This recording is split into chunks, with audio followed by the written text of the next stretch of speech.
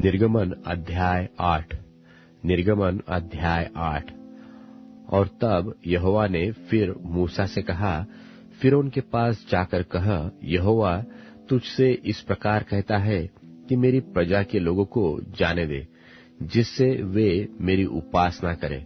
और यदि उन्हें जाने न देगा तो सुन, मैं मेंढक भेजकर तेरे सारे देश को हानि पहुंचाने वाला हूँ, और नील नदी मेंढकों से भर जाएगी, और वे तेरे भवन में और तेरे बिछौने पर और तेरे कर्मचारियों के घरों में और तेरी प्रजा पर तेरे तंदूरों और कठौतियों में भी चढ़ जाएगी, और तुझ पर और तेरी प्रजा और तेरे कर्मचारियों सबों पर मेंढक चढ़ जाएंगे। फिर यहोवा ने मूसा को आज्ञा दी कि हारून से कह दे कि नदियों, नहरों और झीलों के ऊपर लाठी के साथ अपना हाथ बढ़ाकर मेंढकों को मिस्र देश पर चढ़ा ले आए। तब हारून ने मिस्र के जलाशयों के ऊपर अपना हाथ बढ़ाया, और मेंढकों ने मिस्र देश पर चढ़कर उसे छा लिया। और जादूगर भी अपने तंत्र मंत्रों से उसी प्रकार मिस्र देश पर मेंढक चढ़ा ले आए। तब फिरौन ने मूसा और हारून को बुलवाकर कहा, यहोवा से विनती करो कि वह मेंढकों को मुझसे और मेरी प्रजा से दूर करे, और मैं इस्राएली लोगों को जाने दूंगा, जिससे वे यहोवा के लिए बलिदान करें। तब मूसा ने फिरौन से कहा, इतनी बात पर तुम मुझ पर तेरा घमंड रहे। अब मैं तेरे और तेरे कर्मचारियों और प्रजा के निमित्त कब विनती करूं कि यहोवा तेरे पास से और तेरे घरों में से मेंढकों को दूर करे, और वे केवल नील नदी में पाए जाए। उसने कहा, कल। उसने कहा, तेरे वचन के अनुसार होगा, जिससे तुझे यह ज्ञात हो जाएगा कि हमारे परमेश्वर यहोवा के तुल्य कोई दूसरा नहीं है। और मेंढक तेरे पास से और तेरे घरों में से और तेरे कर्मचारियों और प्रजा के पास से दूर होकर केवल नदी में रहेंगे। तब मूसा और हारून फिरौन के पास से निकल गए, और मूसा ने उन मेंढकों के विषय यहोवा की दोहाई दी जो उसने फिरौन पर भेजे थे। और यहोवा ने मूसा के कहने के अनुसार किया, और मेंढक घरों और आंगनों और खेतों में मर गए, और लोगों ने इकट्ठे करके उनके ढेर लगा दिए, और सारा देश दुर्गंध से भर गया। परंतु जब फिरौन ने देखा कि अब आराम मिला है, तब यहोवा के कहने के अनुसार उसने फिर अपने मन को कठोर किया और उनकी न सुनी। फिर यहोवा ने मूसा से कहा, हारून को आज्ञा दे कि तू अपनी लाठी बढ़ाकर भूमि की धूल पर मार, जिससे वह मिस्र देश भर में कुटकिया बन जाए। और उन्होंने वैसा ही किया, अर्थात हारून ने लाठी को ले हाथ बढ़ाकर भूमि की धूल पर मारा। तब मनुष्य और पशु दोनों पर कुटकिया हो गई, वरन सारे मिस्र देश में भूमि की धूल कुटकिया बन गई। तब जादूगर ने चाहा कि अपने मंत्र तंत्रों के बल से हम भी कुटकिया ले आए, परंतु यह उनसे न हो सका, और मनुष्यों और पशु दोनों पर कुटकिया बनी ही रही। तब जादूगरों ने फिरौन से कहा, यह तो परमेश्वर के हाथ का काम है। तो भी यहोवा के कहने के अनुसार फिरौन का मन कठोर होता रहा, और उसने मूसा और हारून की बात न मानी। फिर यहोवा ने मूसा से कहा, बिहान को तड़के उठकर फिरौन के सामने खड़ा होना, वह तो जल की ओर आएगा, और उससे कहना कि यहोवा तुझसे यह कहता है कि मेरी प्रजा के लोगों को जाने दे कि वे मेरी उपासना करें। यदि तू मेरी प्रजा को न जाने देगा तो सुन, मैं तुझ पर और तेरे कर्मचारियों और तेरी प्रजा पर और तेरे घरों में झुंड के झुंड डास भेजूंगा, और मिस्रियों के घर और उनके रहने की भूमि में भी डास भर जाएंगे। उस दिन मैं गोशेन देश को, जिसमें मेरी प्रजा रहती है, अलग करूंगा, और उसमें दासों के झुंड न होंगे, जिससे तू जान ले कि पृथ्वी के बीच में मैं ही यहोवा हूँ, और मैं अपनी प्रजा और तेरी प्रजा में अंतर ठहराऊंगा। यह चिन्ह कल होगा। और यहोवा ने वैसा ही किया, और फिरौन के भवन और उसके कर्मचारियों के घरों में और सारे मिस्र देश में दासों के झुंड भर गए, और दासों के मारे वह देश नाश हुआ। तब फिरौन ने मूसा और हारून को बुलवाकर कहा, तुम जाकर अपने परमेश्वर के लिए इसी देश में बलिदान करो। मूसा ने कहा, ऐसा करना उचित नहीं, क्योंकि हम अपने परमेश्वर यहोवा के लिए मिस्रियों की घृणित वस्तु बलिदान करेंगे, और यदि हम मिस्रियों के देखते उनकी घृणित वस्तु बलिदान करें, तो क्या वे हमको पत्थरवाह न करेंगे? हम जंगल में 3 दिन के मार्ग पर जाकर अपने परमेश्वर यहोवा के लिए जैसा वह हमसे कहेगा वैसा ही बलिदान करेंगे। फिरौन ने कहा, मैं तुमको जंगल में जाने दूंगा कि तुम अपने परमेश्वर यहोवा के लिए जंगल में बलिदान करो। केवल बहुत दूर न जाना और मेरे लिए विनती करो। तब मूसा ने कहा, सुन, मैं तेरे पास से बाहर जाकर यहोवा से विनती करूंगा कि दासों के झुंड तेरे और तेरे कर्मचारियों और प्रजा के पास से कल ही दूर हो। पर फिरौन आगे को कपट करके हमें यहोवा के लिए बलिदान करने को जाने देने के लिए नहीं न करे। सो मूसा ने फिरौन के पास से बाहर जाकर यहोवा से विनती की, और यहोवा ने मूसा के कहे के अनुसार दासों के झुंडों को फिरौन और उसके कर्मचारियों और उसकी प्रजा से दूर किया, यहाँ तक कि एक भी न रहा। तब फिरौन ने इस बार भी अपने मन को सुन्न किया और उन लोगों को जाने न दिया। निर्गमन अध्याय 9। निर्गमन अध्याय 9। फिर यहोवा ने मूसा से कहा, फिरौन के पास जाकर कह कि इब्रियों का परमेश्वर यहोवा तुझसे इस प्रकार कहता है कि मेरी प्रजा के लोगों को जाने दे कि मेरी उपासना करे, और यदि तू उन्हें जाने न दे और अब भी पकड़ रहे, तो सुन, तेरे जो घोड़े, गधे, ऊंट, गाय बैल, भेड़ बकरियां आदि पशु मैदान में हैं, उन पर यहोवा का हाथ ऐसा पड़ेगा कि बहुत भारी मरी होगी। और यहोवा इस्राएलियों के पशुओं में और मिस्रियों के पशुओं में ऐसा अंतर करेगा कि जो इस्राएलियों के हैं उनमें से कोई भी न मरेगा। फिर यहोवा ने यह कहकर एक समय ठहराया कि मैं यह काम इस देश में कल करूंगा। दूसरे दिन यहोवा ने ऐसा ही किया, और मिस्र के तो सब पशु मर गए, परंतु इस्राएलियों का एक भी पशु न मरा। और फिरौन ने लोगों को भेजा, पर इस्राएलियों के पशुओं में से एक भी नहीं मरा था। तो भी फिरौन का मन सुन हो गया, और उसने उन लोगों को जाने न दिया। फिर यहोवा ने मूसा और हारून से कहा, तुम दोनों भट्टी में से एक एक मुट्ठी राख ले लो, और मूसा उसे फिरौन के सामने आकाश की ओर उड़ा दे। तब वह सूक्ष्म धूल होकर सारे मिस्र देश में मनुष्यों और पशु दोनों पर फोफले और फोड़े बन जाएगी। सो वे भट्टी में की राख लेकर फिरौन के सामने खड़े हुए, और मूसा ने उसे आकाश की ओर उड़ा दिया, और वह मनुष्यों और पशुओं दोनों पर फोफले और फोड़े बन गए। और उन फोड़ों के कारण जादूगर मूसा के सामने खड़े न रह सके, क्योंकि वे फोड़े जैसे सब मिस्रियों के वैसे ही जादूगरों के भी निकले थे। तब यहोवा ने फिरौन के मन को कठोर कर दिया, और जैसा यहोवा ने मूसा से कहा था उसने उनकी न सुनी।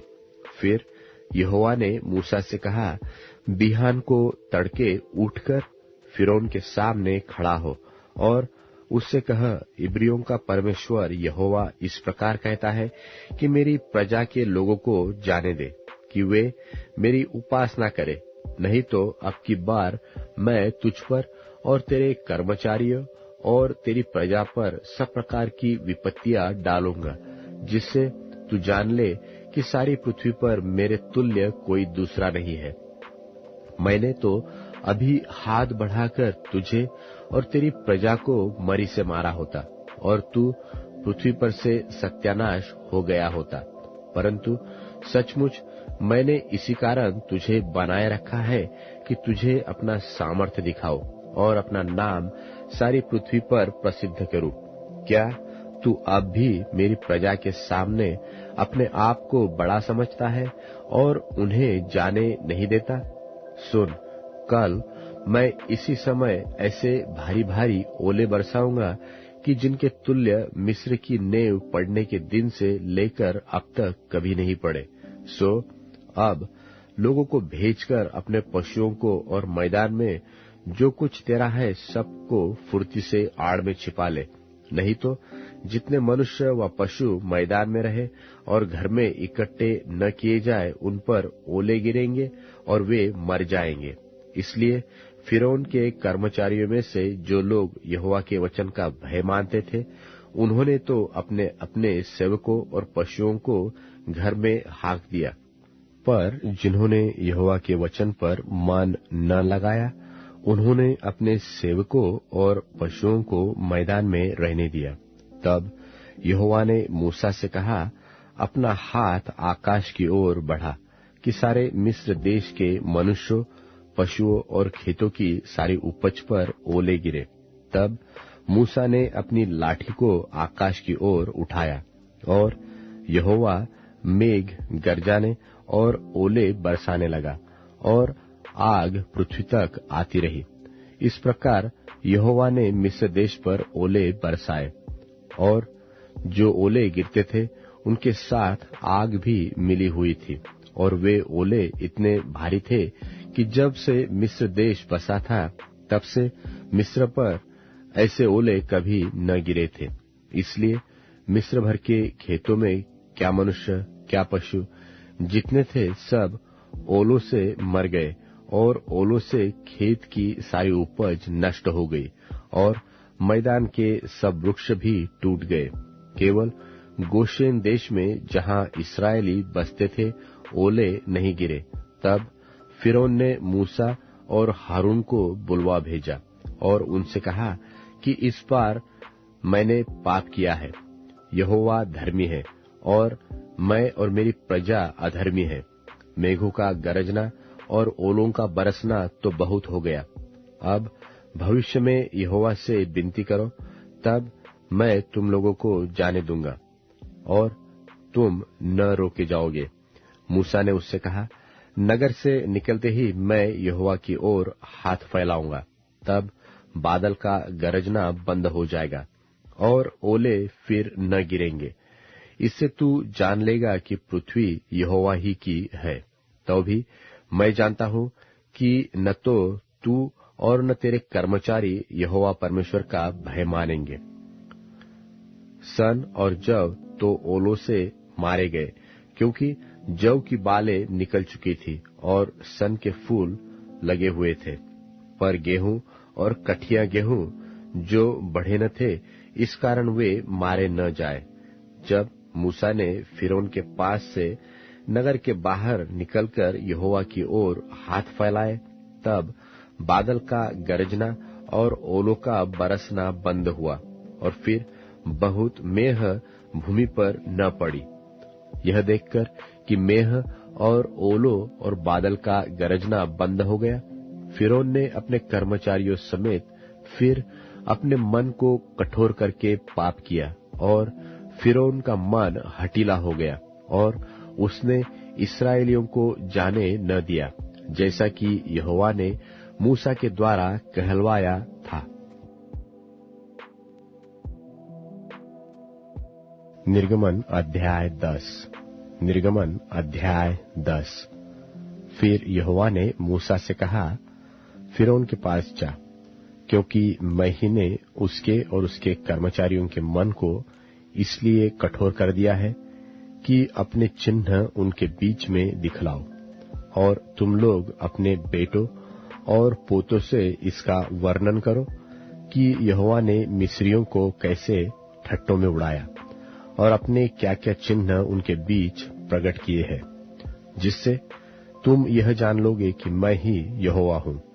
तब मूसा और हारून ने फिरौन के पास जाकर कहा कि इब्रियों का परमेश्वर यहोवा तुझसे इस प्रकार कहता है कि तू कब तक मेरे सामने दिन होने से संकोच करता रहेगा। मेरी प्रजा के लोगों को जाने दे कि वे मेरी उपासना करें। यदि तू मेरी प्रजा को जाने न दे तो सुन, कल मैं तेरे देश में टिड्डियां ले आऊंगा और वे धरती को ऐसा छालेंगी कि वह देख न पड़ेगी, और तुम्हारा जो कुछ ओलों से बच रहा है उसको वे चट कर जाएगी, और तुम्हारे जितने वृक्ष मैदान में लगे हैं उनको भी वे चट कर जाएगी, और वे तेरे और तेरे सारे कर्मचारियों निदान सारे मिस्रियों के घरों में भर जाएगी। इतनी टिड्डियां तेरे बापदादों ने व उनके पुरखाओं ने जब से पृथ्वी पर जन्मे तब से आज तक कभी न देखी। और वह मुंह फेर कर फिरौन के पास से बाहर गया। तब फिरौन के कर्मचारी उससे कहने लगे, वह जन कब तक हमारे लिए फंदा बना रहेगा? उन मनुष्यों को जाने दे कि वे अपने परमेश्वर यहोवा की उपासना करें। क्या तू अब तक नहीं जानता कि सारा मिस्र देश नाश हो गया है? तब मूसा और हारून फिरौन के पास फिर बुलवाए गए, और उसने उनसे कहा, चले जाओ, अपने परमेश्वर यहोवा की उपासना करो। परंतु वे जो जाने वाले हैं कौन कौन है? मूसा ने कहा, हम तो बेटों बेटियों भेड़ बकरियों गाय बैलों समेत वरन बच्चों से बूढ़ों तक सब के सब जाएंगे, क्योंकि हमें यहोवा के लिए पर्व करना है। उसने इस प्रकार उनसे कहा, यहोवा तुम्हारे संग रहे, जबकि मैं तुम्हें बच्चों समेत जाने देता हूं। देखो, तुम्हारे आगे को बुराई है। नहीं, ऐसा नहीं होने पाएगा। तुम पुरुष ही जाकर यहोवा की उपासना करो। तुम यही तो चाहते थे। और वे फिरौन के सन्मुख से निकाल दिए गए। तब यहोवा ने मूसा से कहा, मिस्र देश के ऊपर अपना हाथ बढ़ा कि टिड्डियां मिस्र देश पर चढ़ के भूमि का जितना अन्न आदि ओलों से बचा है सबको चट कर जाए। और मूसा ने अपनी लाठी को मिस्र देश के ऊपर बढ़ाया। तब यहोवा ने दिन भर और रात भर देश पर पुरवाई बहाई, और जब भोर हुआ तब उस पुरवाई में टिड्डियां आई, और टिड्डियों ने चढ़ के मिस्र देश के सारे स्थानों में बसेरा किया। उनका दल बहुत भारी था, वरन न तो उनसे पहले ऐसी टिड्डियां आई थी और न उनके पीछे ऐसी फिर आएगी। वे तो सारी धरती पर छा गई, यहाँ तक कि देश अंधेरा हो गया, और उसका सारा अन्न आदि और वृक्षों के सब फल निदान जो कुछ ओलों से बचा था सबको उन्होंने चट कर दिया। यहाँ तक कि मिस्र देश भर में न तो किसी वृक्ष पर कुछ हरियाली रह गई और न खेत में अनाज रह गया। तब फिरौन ने फुर्ती से मूसा और हारून को बुलवा के कहा, मैंने तो तुम्हारे परमेश्वर यहोवा का और तुम्हारा भी अपराध किया है, इसलिए अब की बार मेरा अपराध क्षमा करो और अपने परमेश्वर यहोवा से विनती करो कि वह केवल मेरे ऊपर से इस मृत्यु को दूर करे। तब मूसा ने फिरौन के पास से निकलकर यहोवा से विनती की। तब यहोवा ने बहुत प्रचंड पछुआ बहाकर टिड्डियों को उड़ाकर लाल समुद्र में डाल दिया, और मिस्र के किसी स्थान में एक भी टिड्डी न रह गई। तो भी यहोवा ने फिरौन के मन को कठोर कर दिया, जिससे उसने इस्राएलियों को जाने न दिया। फिर यहोवा ने मूसा से कहा, अपना हाथ आकाश की ओर बढ़ा कि मिस्र देश के ऊपर अंधकार छा जाए, ऐसा अंधकार कि टटोला जा सके। तब मूसा ने अपना हाथ आकाश की ओर बढ़ाया और सारे मिस्र देश में 3 दिन तक घोर अंधकार छाया।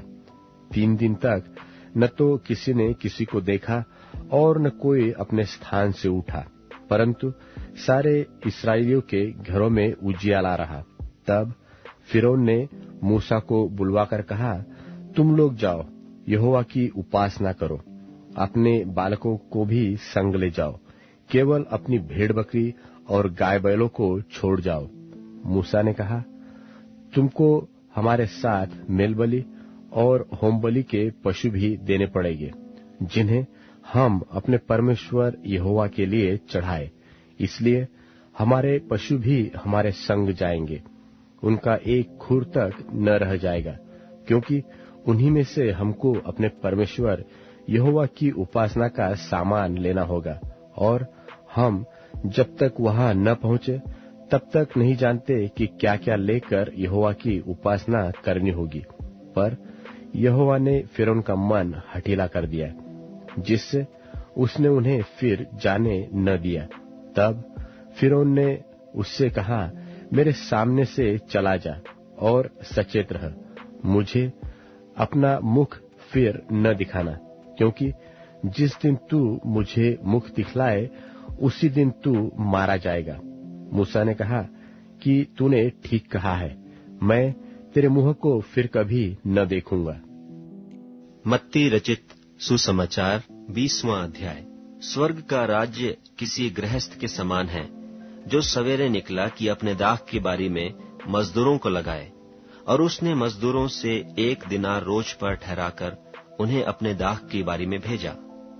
फिर पहर 1 दिन चढ़े निकलकर और औरों को बाजार में बेकार खड़े देखकर उनसे कहा, तुम भी दाख की बारी में जाओ, और जो कुछ ठीक है तुम्हें दूंगा। सो वे भी गए। फिर उसने दूसरे और तीसरे पहर के निकट निकलकर वैसा ही किया, और 1 घंटा दिन रहे। फिर निकलकर औरों को खड़े पाया और उनसे कहा, तुम क्यों यहाँ दिन भर बेकार खड़े रहे? उन्होंने उससे कहा, इसलिए कि किसी ने हमें मजदूरी पर नहीं लगाया। उसने उनसे कहा, तुम भी दाख की बारी में जाओ। सांझ को दाख की बारी के स्वामी ने अपने भंडारी से कहा, मजदूरों को बुलाकर पिछलों से लेकर पहलों तक उन्हें मजदूरी दे दे। सो जब वे आए, जो घंटा भर दिन रहे लगाए गए थे, तो उन्हें 1-1 दिनार मिला। जो पहले आए उन्होंने यह समझा कि हमें अधिक मिलेगा, परंतु उन्हें भी 1 दिनार मिला। जब मिला तो वे गृहस्थ पर कुड़कुड़ा के कहने लगे कि इन पिछलों ने 1 ही घंटा काम किया और तूने उन्हें हमारे बराबर कर दिया, जिन्होंने दिन भर का भार उठाया और घाम सहा। उसने उनमें से एक को उत्तर दिया कि हे मित्र, मैं तुझसे कुछ अन्याय नहीं करता। क्या तूने मुझसे 1 दिनार न ठहराया? जो तेरा है उठा ले और चला जा। मेरी इच्छा यह है कि जितना तुझे उतना ही इस पिछले को भी दूं। क्या उचित नहीं कि मैं अपने माल से जो चाहूं सो करूं? क्या तू मेरे भले होने के कारण बुरी दृष्टि से देखता है? इसी रीति से जो पिछले हैं वे पहले होंगे, और जो पहले हैं वे पिछले होंगे। यीशु यरूशलेम को जाते हुए 12 चेलों को एकांत में ले गया और मार्ग में उनसे कहने लगा कि देखो, हम यरूशलेम को जाते हैं, और मनुष्य का पुत्र महायाजकों और शास्त्रियों के हाथ पकड़वाया जाएगा, और वे उसको घात के योग्य ठहराएंगे, और उसको अन्य जातियों के हाथ सौंपेंगे कि वे उसे ठट्ठों में उड़ाएं और कोड़े मारें और क्रूस पर चढ़ाएं, और वह तीसरे दिन जिलाया जाएगा। तब जब्दी के पुत्रों की माता ने अपने पुत्र के साथ उसके पास आकर प्रणाम किया और उससे कुछ मांगने लगी। उसने उससे कहा, तू क्या चाहती है? वह उससे बोली, यह कह कि मेरे ये 2 पुत्र तेरे राज्य में एक तेरे दाहिने और एक तेरे बाएं बैठें। यीशु ने उत्तर दिया, तुम नहीं जानते कि क्या मांगते हो। जो कटोरा मैं पीने पर हूं, क्या तुम पी सकते हो? उन्होंने कहा, पी सकते हैं। यीशु ने उत्तर दिया, तुम नहीं जानते कि क्या मांगते हो। जो कटोरा मैं पीने पर हूं, क्या तुम पी सकते हो? उन्होंने उससे कहा, पी सकते हैं। उसने उनसे कहा, तुम मेरा कटोरा तो पियोगे, पर अपने दाहिने बाएं किसी को बिठाना मेरा काम नहीं, पर जिनके लिए मेरे पिता की ओर से तैयार किया गया उन्हीं के लिए है। यह सुनकर 10 चेले उन दोनों भाइयों पर क्रुद्ध हुए। यीशु ने उन्हें पास बुलाकर कहा, तुम जानते हो कि अन्य जातियों के हाकिम उन पर प्रभुता करते हैं, और जो बड़े हैं वे उन पर अधिकार जताते हैं, परंतु तुम में ऐसा न होगा।